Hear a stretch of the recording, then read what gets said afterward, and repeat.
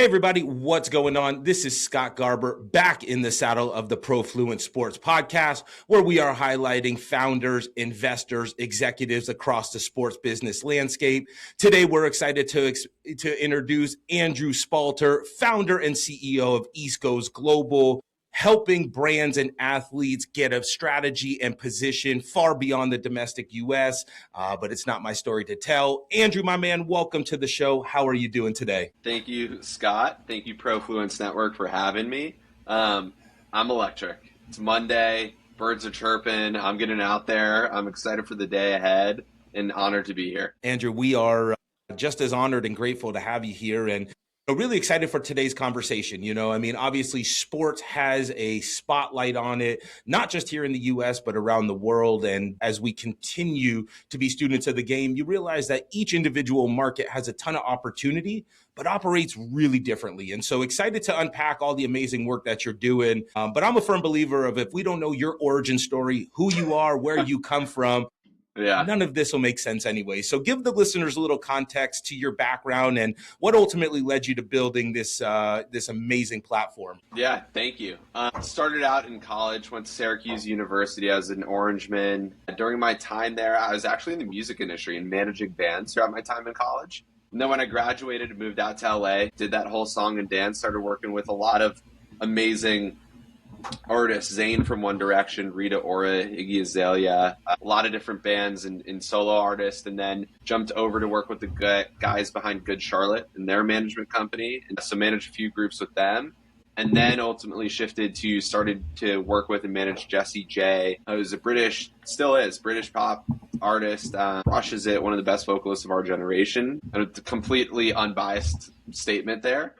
And so I was working with her for quite a bit. She was on a big TV show in China, oddly enough, randomly, 2017, 2018. We were out there for about a little over 4 months, and it didn't matter where you went, who you went to, all the big agencies, all the big record labels, all the big management companies, when asking them for help. Hey guys, who's doing Taylor Swift in this market, and who's doing Bieber, and who's working with Billie Eilish and all these big names? They all kind of laughed at me, and they're like, they're not working China. No one's sourcing opportunities. All the big CAA, TA, Endeavor, Paradigm, so on and so forth.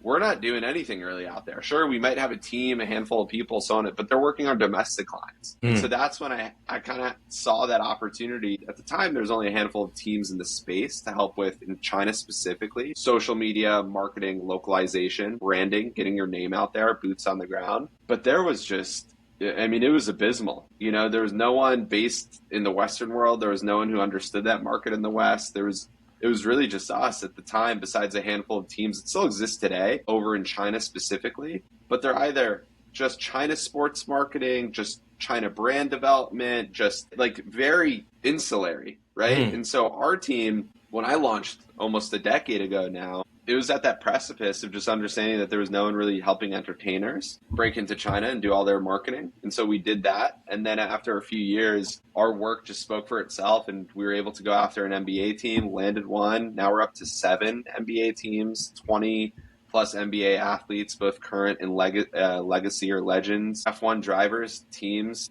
boxers, the U.S. sailing team we represent. So we're doing, and these are global markets. It's not just China any longer. It's really seeing that gap, that fragment, and going after it all just globally. So yeah, that's where we're at today, 2026. It's such a unique expression. And one of my sort of first questions, Andrew, as we roll into this was going to be, how the heck did you identify this market? Right. And it makes sense that you were over there.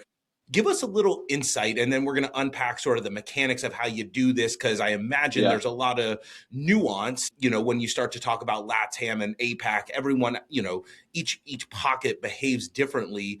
But when you were over there and you came back and started to bring it to sports properties, was it this glaring opportunity that said, we can take this from music to sport? Or what was that catalyst that sort of made you move into the sporting direction? From a business perspective, like a 10,000 foot view, and me being the founder, I'm always thinking of what other meat is on this bone?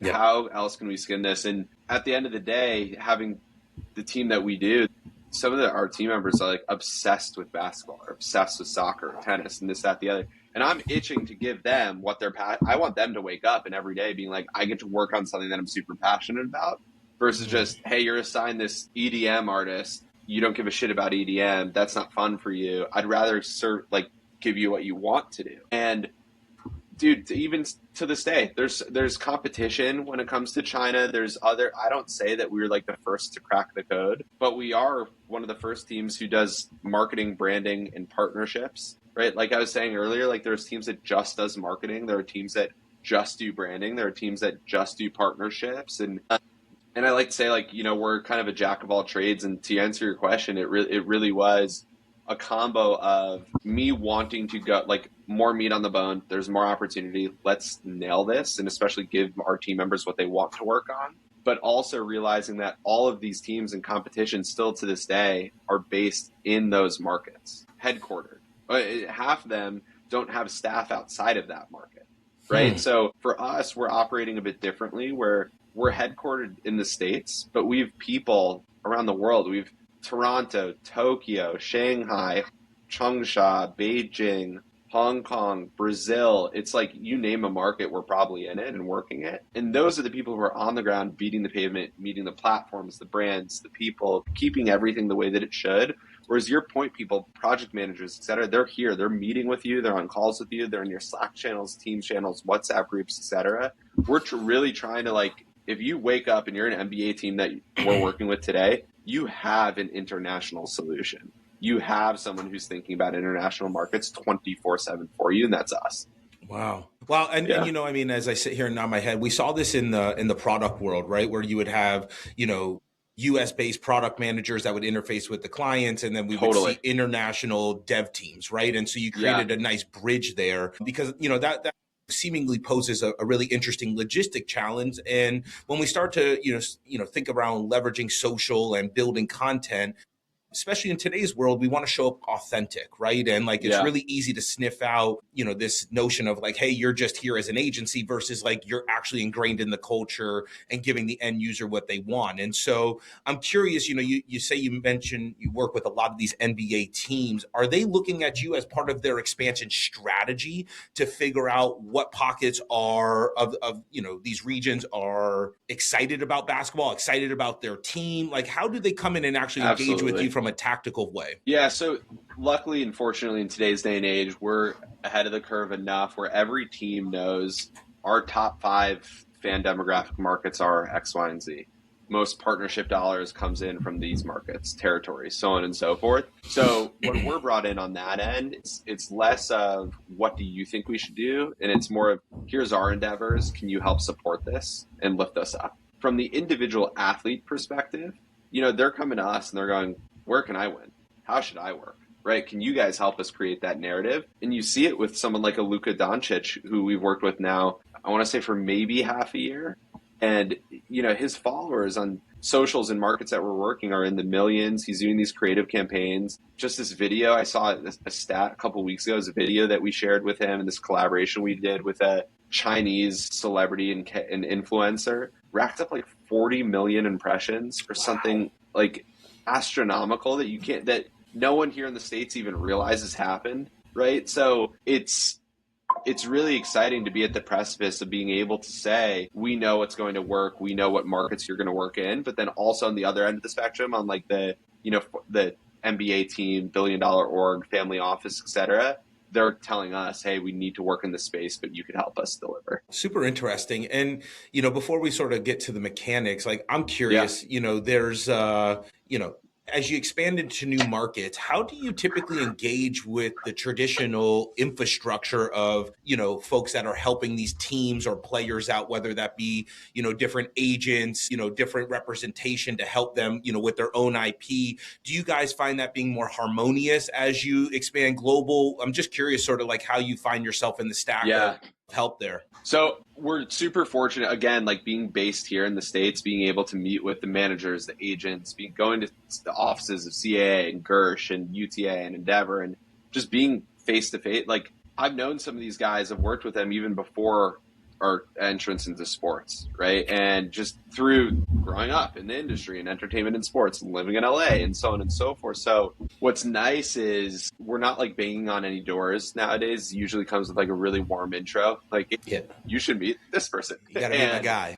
Yeah, and through the work that we lead and do, that opens a lot of doors as well. And to your point, like, you'd think a team like us bringing in deals to to players, teams, people that primarily have agents and are spoken for already, you'd think that, you know, no one's going to want to open their doors to us. I think because of the relationships that we have with these amazing agents and team members and managers and players themselves and so on and so forth, we're creating more opportunity versus taking it away and allocating it towards us. We want the agent that's the person who's getting the email from us that's going, hey, we have a brand opportunity to brand play, because we work so closely with the brands. It's cool. Really, it's good. At first, when I started this, I thought agents were going to hate us, but then we kind of, I don't know, we found this niche where international, it's kind of unspoken for, and people want more of it. Like, they want more deals, of course. So why limit to just the one person who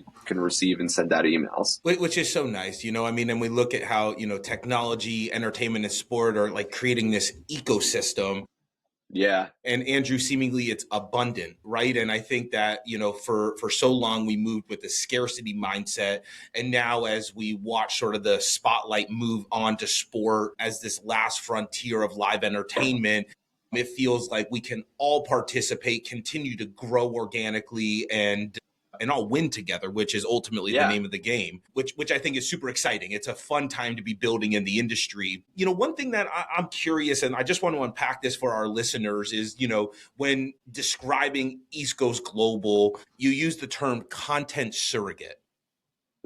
What does that actually mean in practice? I'm just, you know, for our everyday listener, I don't think they would truly understand that. So I think at the foundation, we should understand that and then build on top of it. Yeah, totally. So a big factor in our business is we're working with the top athletes and entertainers and most well-known brands in the world. Their bandwidth and capability and time is incredibly precious, and we try to respect that as much as we can. Being a content like surrogate, I would say, is just like one of the ways to describe a fraction of what we do, right? But at the end of the day, that just means we're meeting our clients where they're at, where their time is allocated, what they have in their bandwidth and like capabilities. And we're able to take all of their content that they're already sharing, their editors, their digital team, so on and so forth, their right hands are sharing here to their TikTok, Instagram, YouTube, X, Meta, so on and so forth, mirroring it over to their channels, platforms in different languages, markets, things that you may not have even heard of, but we're subtitling it, we're translating it, we're adding new music, we're adding song, use it, like stuff like that to make it really local, to have that ability to pop so that they're not it doesn't take them extra time. We're not asking for every liner that you shoot saying what's up to your fans. You have to record one in different languages. Like, we're handling all that for them, and time to time requesting unique content so that we can get it out there just for a specific market. Super cool. And you've been building this for a decade. Almost. We're almost there. Okay. Well, years away. I won't rush it, but you're on the back end of the seesaw, closer to a decade than further away. Yes. We didn't have some of these AI tools. We didn't have some of these advancements. Yeah. How, over the last 24 months, have you as a founder found your relationship with AI, and how has it impacted your business? I think the language tools that are out today are amazing, but they're not 100%. They're not going to get tone. They're not going to get voice. They're not going to get specific pronunciation. So, like, I can't go out and just, like, start this solo dolo, right? And plug it. We're going to be translating this and this and this and this and this, and like open up that bandwidth and capability. That still requires a body. That still requires a person. It's a service-based business. Where I think it's more so helping are things like imagery, planning, the minutia of the business that everyone tried to automate or recycle in the past to enhance bandwidth, capabilities, workflow, etc. So I would say like that over at anything.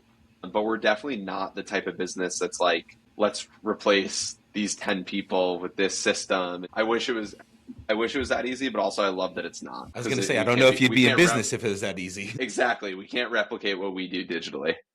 No, that's I'm always curious, right? Because, again, like we can say, great, we're going to use tools to help us break into China, but China has 1 billion people. China has Yeah. multiple languages, and, Guangzhou and, Shenzhen and Beijing all operate very differently. And I think that sometimes, we can just put Yeah. this big blanket over it. But I imagine, like you said, that's what keeps you in Yeah. business.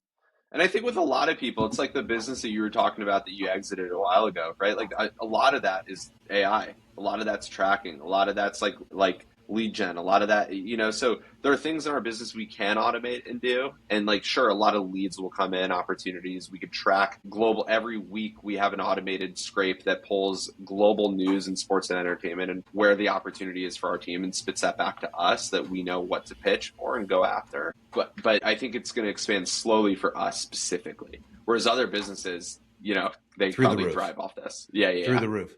All right, I'm going to go off script here for a second, and then we'll pull it Cool. back in. So seemingly you bring East to global, hence the name. But like when you get the chance to see what's going on in LATAM culture, in APAC, I mean, there's a lot of these markets that are, some would say, leading the culture. Are you sort of doing the other side of the 360 and seeing what's going on in Japan and figuring out early trends and bringing them back to the States? Or do you seemingly just sort of flow one way? No, dude, if I could tell you how many times we thought of changing our name, Yeah. right? To like going global, go global, global.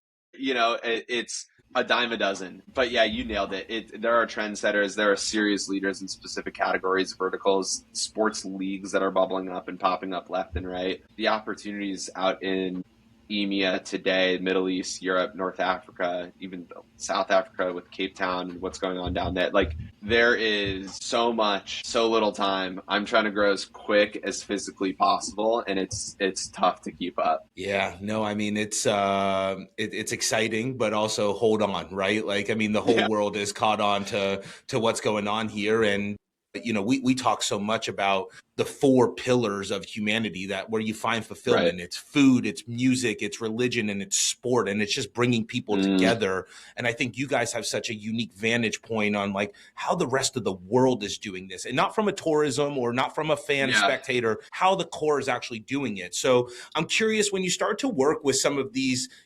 NBA teams and these players, what are some of the mistakes that you're seeing some of these folks make as they look for global expansion, where you guys lean in and really help them optimize? I think a lot of people have a definition of success that they've like established for themselves domestically and try to replicate that internationally. And what I mean by that is you've had success in your life, you've had success with what you're doing today, and so on and so forth. But I don't know if like that can be replicated in Brazil, right? I do know because honestly, there's like tens of millions of basketball fans in that market today, and it's a very fast growing sport. But just as similarly, I don't know if that would work in Chile. I don't know if that would work in Argentina. I don't know if that would work in Germany. And a lot of people come to our table and they pitch and they're like, we really want to work X, Y, and Z. And we take it back to the drawing board and we're like, you might want to rethink that. You might want to think about this market where you have a player from, and that's why you should activate that territory in space. So yeah, I think it's like people get caught up in what they think defines success for them here and thinks it could just be replicated globally. And there's a reason why like Logan Paul and the D'Amelios and Addison Rae at the peak of their careers and or like notoriety were not known at all by anyone in China because TikTok's not available there, so no one cares. So isn't that interesting? And yeah, you got to level them out every once in a while. And so, in a world that's moving so fast and there's so much opportunity, how do you stay current and relevant in all of these different markets that you're a thought leader in and helping steer big commercial brands towards? I would say just communication, conversation, understanding every day. Like today alone, I had calls with people in the UK, Europe, New York, LA, call with you right now, right? Like a couple others, and that's all before noon. All the while I'm like on LinkedIn, adding new people, seeing what people are talking about, seeing what's going on in the global news sphere, like understanding what is happening in Milan, understanding what so it's kind of just like you're just digesting it. And I'm not focused. I think the beauty about it, our business, like I'm not focused on one thing. we're like stoked about the US sailing team that we just signed on. We just had a call with Checo's team and eager to kick things off with him. Like, we're doing all of these things, and it's not just NBA or not just football or whatever it is. It's like the floodgates are open, and that to me keeps me on my toes, because I'd go crazy if we were just doing one thing. Man, I feel like I'm talking to my doppelganger over here, Andrew. Yeah. It is, those same things that make us go crazy Yeah. can sometimes be our Achilles heel, but you guys seem to be doing it in a really unique and scalable way. Yeah. Curious, right? Like, I mean, I think, in the world that you live in, a lot of folks really become or romanticize growing followers, right? Like, Yeah. we're getting a lot of visibility, but that doesn't always translate to Convert. monetization. Totally. So what are some of the most overlooked revenue opportunities inside this international fan base that you guys have uncovered? Number one, we see this all the time, are people signing global deals. Whether it's like a global like ambassadorship and you're the spokesperson for Gatorade or whatever, or McDonald's or this, that, the other, and it's a global, the contract is this territory is global, right? McDonald's, Europe, Asia, it's breaking down Asia, India, Japan, South Korea, China, Malaysia, like everywhere across that market is so different, and they all have different teams. So you might be talking to the 20 team members who are covering McDonald's or Gatorade US and Europe and LATAM, but chances are that person who's on the other side of the world is 2 a.m. where they are, and they're not on that call. Right. And I feel like oftentimes when we sign people on, the first thing we say to them is, what global deals do you have? Because we're going to do an audit of those brands and tell you what brands exist and are selling and distributing to these markets. And then from there, we're going back to them and we're like, this is what you should pitch for. We're launching new accounts. You have a campaign coming up. You have a trip coming up. Let's see if they want to buy into those things. So I think like the global deal landscape, whenever it says global, I kind of laugh, because I know that chances are 99% of the rest of the world is not privy to what's going on. Yeah, it's super interesting. And I think that, again, we try and make these big blanket type contracts, but it's incredibly challenging to do so. So we're going to go sort of rapid fire here as we start to turn the corner. Obviously, it's easy to look at like a big commercial brand like the NBA. There's a lot of emerging leagues that are popping up.